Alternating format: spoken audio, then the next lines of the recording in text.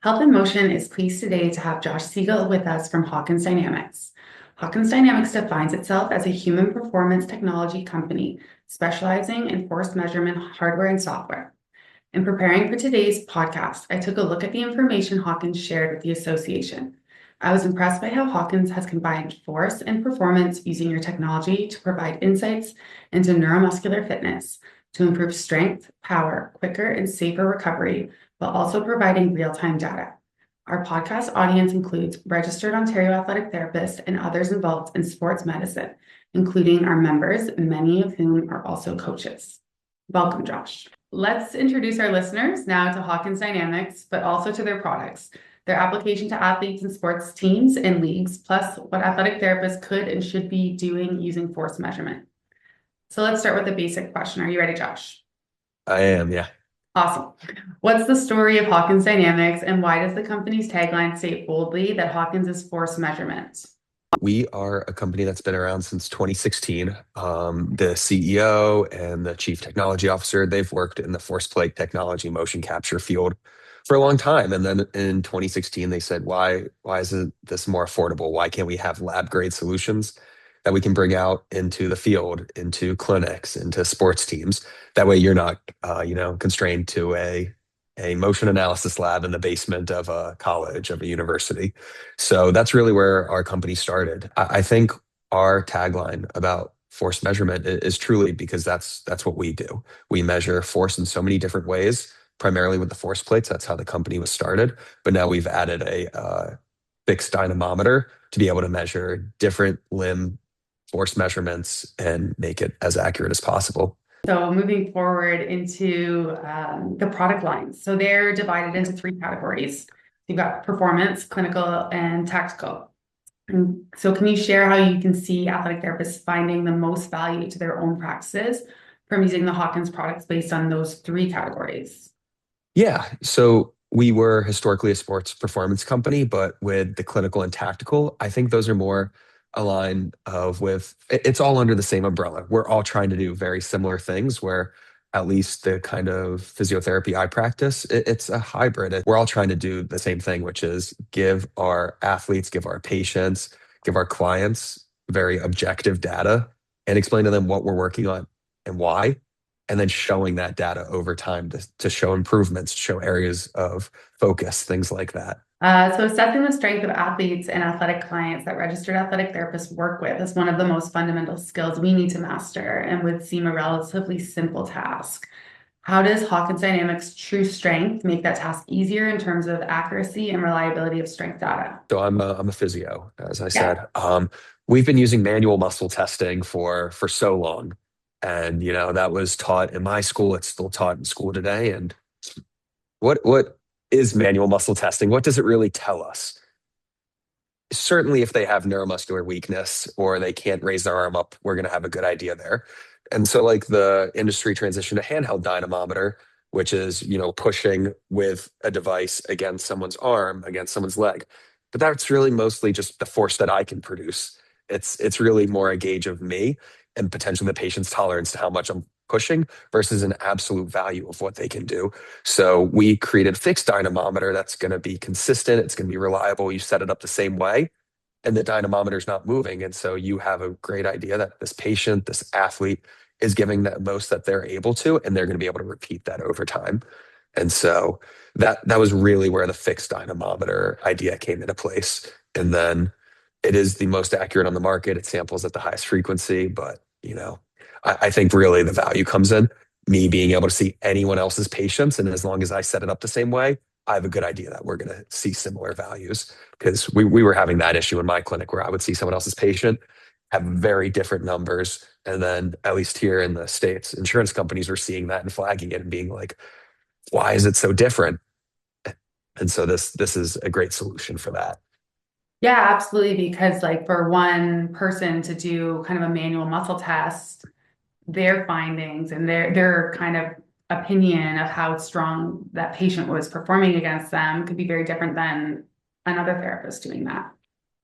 Absolutely. Like what's my 4.5 out of 5 versus your 4.5 out of 5? Right. And why Yeah. are we making decisions on this instead of putting very clear numbers and saying, this is low hanging fruit. One side's 40 pounds stronger than the other side. What happens if we just get that a little bit more even?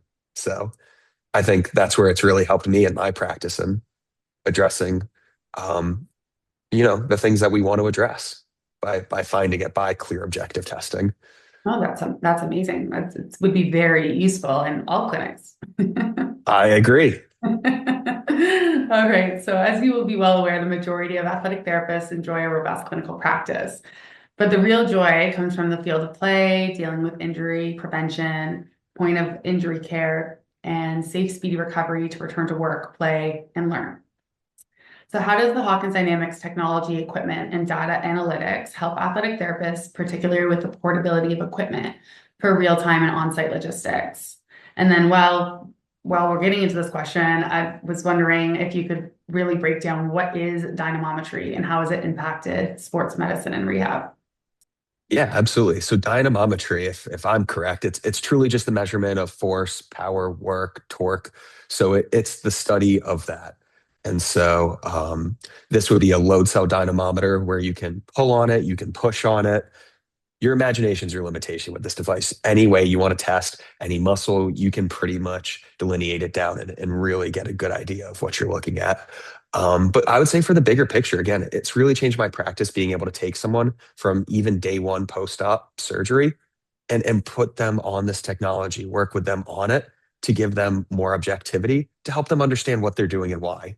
And 3, 4 months down the line, 5 months, whatever, depending on the surgery, yeah, I think I'm good to go. Having this data to show, hey, maybe it's not a great idea to get back on the field right now. Maybe it's not a great idea to go do those activities you want to do, because we just want to limit those re-injury rates because they're still too high in my opinion. So having those clear kind of guidelines and progressions that we can attach numbers to, I find very helpful, and patients seem to love it. I would say in terms of injury risk modification, being able to profile patients and athletes before they get injured and see, are there things we need to be working on? And then getting that baseline benchmark data. So if they do get injured, having a better idea of what we want to return them to, because it's such a different ball game to then have to return someone not knowing how they move beforehand. Right. So kind of using it along the continuum of let's try to limit injury. But if you are injured, let's also get you back where you were, if not better than beforehand. That way, again, we can try to mitigate risk of further injury. And do you find that having this kind of real data is more of an incentive for your patients to do their exercises? Like, they might feel like, oh, I'm as strong on one side as I am on the other, but you're like, actually, you're not. These are the numbers, and it does that really help to get them to do their programs and their therapy. 100%. Yeah, no, that definitely comes into the motivation piece. And then we have so many different report features where, depending on how they like to see visualizations, maybe we're just comparing left to right and they can see it so clearly. This is a 25% difference. We also have a trend report so they can see their progress over time. And so definitely that motivation and even competition becomes really relevant to them, where they want to compete with themselves. And, I've seen it unfortunately too many times where people come in from other places and I say, well, have they measured this? Have they looked at this? And everyone's got different budgets, so I understand. But I think the goal of what we're trying to do is help clinicians be the clinicians they want to be and improve their practice across the board.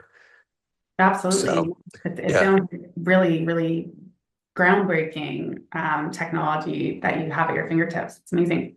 Yeah. So just kind of our last question we have for you today is, given the amount of research published around the globe using Hawkins Dynamics technology, including some here in Ontario at McMaster University, can you help summarize for the listeners the call to action for athletic therapists and why and how Hawkins Dynamics could be an ideal practice solution and opportunity? Yeah, I think we all want to do right by our patients. We want to give them the best tools. We want to give them the best rehab. We want to make the best decisions possible. And I think it's kind of that phrase that gets thrown around quite a bit. If you're not assessing, you're guessing. And so we want to help provide very clear data to clinicians, to patients, to teams. Again, this is what we're going to work on. This is why we're working on it. This is where we're going to go with it. And this is where I want you to be. So, really setting expectations with patients, helping them understand where they're at and where we want them to go, helps with that buy in, helps with that home exercise, compliance, and it helps us feel confident in our decisions. So I think it really just builds that clinical practice and that evidence-based care that we're all striving to give. And I think sometimes we all scratch our heads and wonder what we could be doing different. That happens to all of us. And so being able to confirm our biases, change and pivot based on this data can be really empowering. Absolutely. No, thank you. I learned a lot today. This is all new software technology to me. So thank you so much for sharing. And a big shout out to Hawkins Dynamics for this introduction to the portable dynamometry. And for Ontario athletic therapists looking to effectively adopt emerging technology to smart practice and best practice in treating their athletes. So thank you. Yeah, absolutely. Thanks so much for having me. This is great.